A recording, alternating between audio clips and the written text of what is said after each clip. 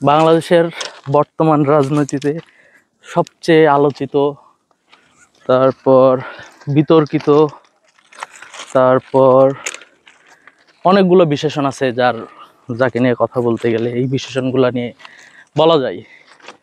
তিনি হলেন একসময় আওয়ামী লীগের বিখ্যাত নেতা, তার ভাষায় অত্যন্ত জনপ্রিয় নেতা।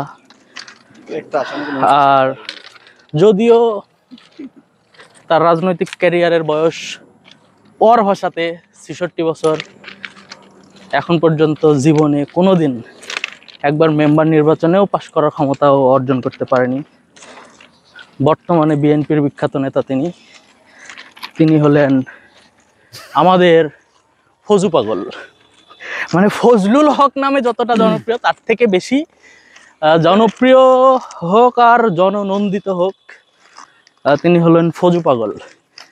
বিএনপিকে ডোবাতে, বিএনপির বর্তমান জনপ্রিয়তা, বর্তমান রাজনৈতিক চিন্তা চেতনা সব কিছুকে একটা মানুষই ডুবাই দিবে, এটা ধারণা করছি আমরা। এ কারণে বিএনপির কেন্দ্রীয় কমিটির নেতৃত্ব স্থানীয় ব্যক্তিদের উচিত এই ফজু পাগলকে থামানো, যেভাবেই হোক। ঘাড়ে ধাক্কা দিয়ে থামানো যেতে পারে, লাথি দিয়ে থামানো যেতে পারে, দল থেকে বের করে দিয়ে থামানো যেতে পারে, বিভিন্নভাবে থামানো যেতে পারে।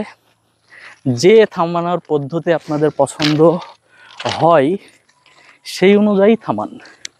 তবুও এই ফজু পাগলকে বাংলাদেশের সুন্দর, সভ্য, সুশৃঙ্খল রাজনৈতিক পরিবেশ থেকে সরিয়ে বাংলাদেশের রাজনীতির অস্থিতিশীল পরিবেশকে আরেকটু শান্ত করুন।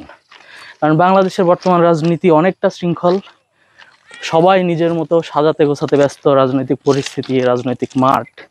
শুধুমাত্র একটা পাগল এই রাজনৈতিক পরিবেশ নষ্ট করার জন্য উঠে পড়ে লেগেছে, আর সে হলো আমাদের বিখ্যাত ফজু পাগল। অতএব ফজু পাগলকে নিয়ে বলার মতো বহু আছে। অনেকেই বলছে, যারা ইয়াং জেনারেশন তারা ফজু পাগলকে নিয়ে যথেষ্ট বলার চেষ্টা করছে, অনলাইন অফলাইন বিভিন্ন প্রোগ্রামেও বলছে, টকশোগুলো দেখলে বোঝা যায়। বিশেষ করে অনলাইন অ্যাক্টিভিজম করে যারা, তাদের কার্যক্রম দেখলে আরও খুব পরিষ্কারভাবে বোঝা যায় যে ফজু পাগল আসলে একজন পাগল। বিএনপি থেকে তাকে তাড়ানো অত্যন্ত জরুরি এবং প্রধান কাজ হয়ে দাঁড়িয়েছে বিএনপি এখন। তো বিএনপি কি করবে না করবে সেটা বিএনপির ব্যাপার। আর আমরা দেশের সাধারণ নাগরিক হিসাবে, তারপরে জাতীয়তাবাদ প্রেমী হিসাবে, বাংলাদেশি হিসাবে ফজু পাগলকে আমরা চাই দল থেকে বহিষ্কার করা হোক।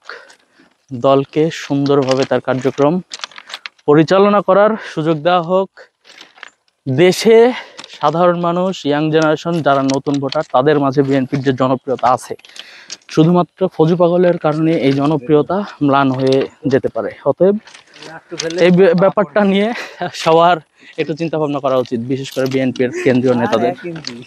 ধন্যবাদ জানাই সবাইকে আমাদের ভিডিওগুলো দেখবেন। ও আচ্ছা, ফজু পাগলকে নিয়ে আরেকজনের মন্তব্য করবো যে বারবার যে আপনি বললেন যে ফজু পাগল, এর কারণ কি? মানে ও বউ পাগল তাই কি ফজু পাগল? না হতে পারে বউ পাগল। ও তো শুনলাম যে ওর কথাবার্তায় পাগলামি, ওর পাগলামি আছে, ওর কথার ভিতরে পাগলামি আছে। আর দলের মধ্যে বিশৃঙ্খলা করার চেষ্টা করার মতো মানে কথাবার্তা শুধু দলের ভিতর না, দেশের পরিস্থিতি বিশৃঙ্খল পর্যায়ে নিয়ে যাওয়ার জন্য এই ফজু পাগলের অবদান অসীম, অপরিসীম। গতকালকে রাত্রেও দেখলাম আওয়ামী লীগের পলাতক একজন আর অনলাইন রাতে টকশোতে এসেছিলেন ফজু পাগল, এবং ওর যে প্রেস ক্লাবের বক্তব্যকে বহাল রাখার জন্য, জারি রাখার জন্য খুব বুক ফুলিয়ে বক্তব্য দিয়েছেন যে না, যে তিনি যা বলেছেন এটা সঠিক বলেছেন। ও এখনো যে বক্তব্যগুলো দেয় এগুলোকেই গ্রহণযোগ্য মনে হয়। আর আরেকটা ব্যাপার হচ্ছে, আমরা ছোটবেলা থেকে বাজারগুলোতে যে হকারকে দেখতাম, এই হকার আর ফজু পাগলের বক্তব্যের ভিতরে কোনো তফাৎ নেই। ফজু পাগল যখন ভাষণ দেয়, কথা বলে, তখন মনে হয় যে ও মুখস্থ করে আসছে, অথবা ওই যুদ্ধের আগে শপথ টপথ পড়াইছে হয়তো বিভিন্ন জায়গায়, ওই টাইপের যে শপথ যেভাবে মুখস্থ করছে আর বক্তব্য ঠিক ওইভাবে মুখস্থ করছে, যে কি রাজাকার আল বদল শামসের গোষ্ঠী, এই সেই, এটা করবো সেটা করবো, ভোট পাই 5,000, 3 লাখ ভোটের ভেতর ভোট পাই 5,000। এত বেইজ্জতি, বেশরম একটা নেতা বাংলাদেশে আছে আমার জানা ছিল না। ওর রাজনৈতিক ক্যারিয়ারে এত বেইজ্জতি হয়েছে সারা জীবন, এবং আগামী নির্বাচনে যেটা হবে বুঝতে পারবে। অতএব এই বেইজ্জতির ভার কিন্তু বিএনপিকেও নিতে হবে, যদি বিএনপির প্রতি কেউ নির্বাচন করে। অতএব বিএনপির এখনই সতর্ক হওয়ার সুযোগ আছে, সতর্ক হয়ে যান।